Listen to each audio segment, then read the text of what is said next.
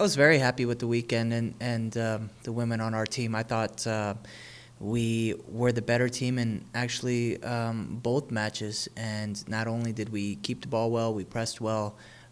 Defensively, we were solid. Obviously, getting the two shutouts. And, having Brooke Green step up again on Friday, that's just great to see the development, the growth from a freshman. And I was just incredibly proud. Happy with the shutouts, happy with the results, and it just sets us up now for the last game of the season. Everyone on our team has to defend. That is kind of a prerequisite to even play on this team. So we have to be organized. We have to be able to defend. We have to be aggressive. And Brooke Green, you can see that work ethic, work rate. And so for her to be able to close down the way she did, press the way we were, and win that ball, and then have the awareness to be able to turn and see the goal, and then finally having the composure to be able to recognize that she had an angle for the shot, and then obviously from there having the proper technique to be able to finish. So all of those steps are amazing to see. That's very good progress in her and her development, and she just has a very bright future. Yeah, I mean that's it. Julia Pietola has been doing amazing. Like you said, she's everywhere out on the field. She's defending. She is attacking and creating opportunities for us. Her hold-up play is very good. Her one-on-one is very good. And she creates opportunities for us offensively to get and create the chances. She doesn't have to be the one to put the ball in the back of the net. It doesn't matter who puts the ball in the back of the net at the end of the day. We're just trying to win matches, and I'm very happy with her and where she's at this point in the season. As collectively as a team, we're looking like we're going to be peaking at the right time, and this is when you want to peak. We talk about them being warriors out there. I know that the amount of layers that I'm putting on, sweatshirts and jackets and double jackets and socks, double socks, and then for them to go out there, just their jersey and their shorts and be able to perform in those kind of conditions it's remarkable.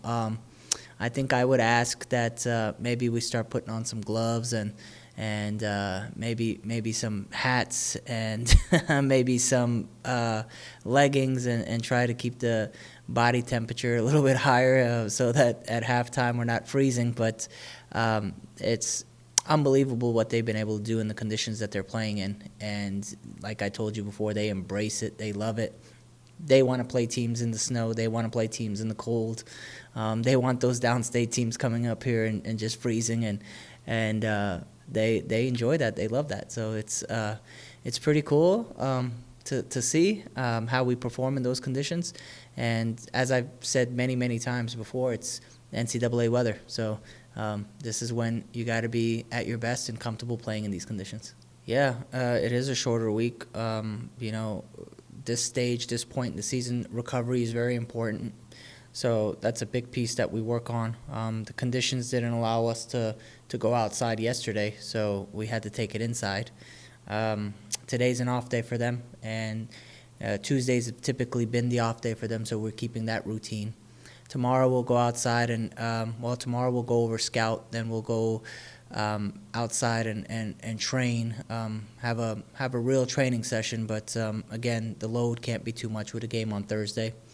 And Thursday we'll leave at 10 a.m. And try to keep somewhat of a routine of how we do things on the road, with feeding them and preparing them and our activation beforehand. So just mentally everyone's got to be engaged and ready, and we're trying to normalize the schedule as much as we can. It's one of those situations where we're going to do the best that we can to have them prepared to play, and I know that they really don't need the extra motivation. It's a championship game. That's how we see it. It's a championship game. You're playing. The winner is the GLIAC champions in the regular season, and they only need a tie. So, I think this is all the motivation that they need. It doesn't matter if it's cold. It doesn't matter if we're traveling. It doesn't matter if we had to make adjustments to the schedule. They're playing for a championship. And if you were to tell us that this could come down to the last game of the season where you're playing for a championship, if you would have told us that at the beginning of the year, we'd tell you we take that every day and twice on Sunday. The way that I think the team is playing, I think you've kind of also touched on it and answered it yourself. It's a group that has really gelled. It's a group that is showing a lot more consistency. It's a team that has a togetherness that you could see. You can see they're enjoying it out there. You could see the possession that we're able to have within the play, the composure. You can see the way we press and attack teams. When you look at the box scores and what we were able to do to Ferris and what we were able to do to Saginaw, those are some very, very impressive teams. That's not an easy thing to do. So I think the women are playing really well. You have Jordan Noble and Grace Hepner just really helping maintain the midfield and defending behind Lee. You have Lee, who's just creative and can unlock anything at any moment, so she's always going to have to be watched. And you see teams doubling down on her. You see the back line of Cassie Boniface, Molly Bowling. You see Emily Clayton.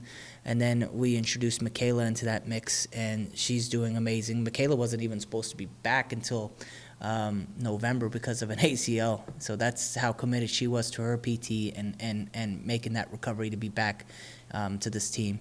And then, you got Little Brooke Green, who's playing like she's a senior.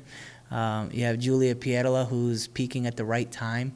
You have Liv Sanum, who is working hard and scored against Purdue Northwest, and she's capable of doing anything. And then you have a lot of women that can come off the bench and help and make an impact and make a change. Everyone understands their roles. Everyone wants to compete and wants to win, and everyone here is all about the team as we get ready for postseason. I think, yes, my team is very confident, yes. However, that's not to say that we overlook any opponent. We are confident, but we do our very best to prepare for our opponents, and that's the respect we show them by our preparation. We always talk about that.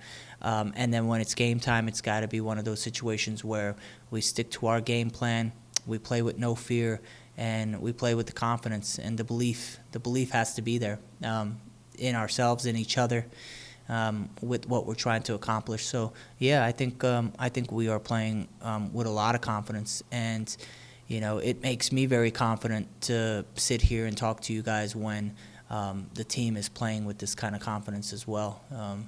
I get my confidence from the way they train, the way they play, the mentality that they have, and it's a team now that can taste it. They're so close. And whether it happens on Thursday or whether it happens in the GLIAC tournament or whether it happens hopefully in the NCAA tournament, I feel that they deserve something, and we're close. And I believe that this is a group that's going to punch their way through and make something happen this year that they can be very happy and very proud of.